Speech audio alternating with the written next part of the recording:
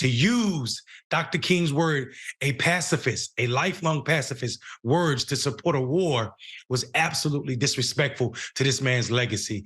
Dina, what are your points on that?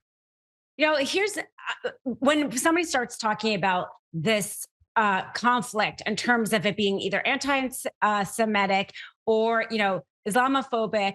This is why in the beginning I actually talked about my Christianity, because I think it almost feeds into the narrative that this is a war over God. And they completely forget that Palestinians include Christians also. This is a war about territory.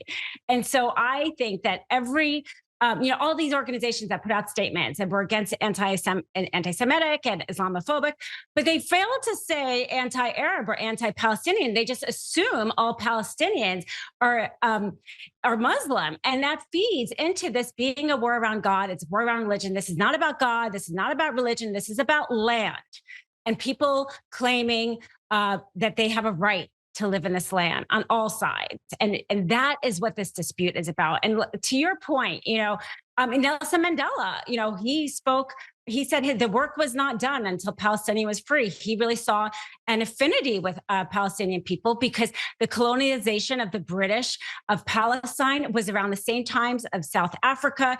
And he really understood the apartheid as being a similar situation as South Africa. So I think that, Amy Schumer has had quite a lot of bad posts around this.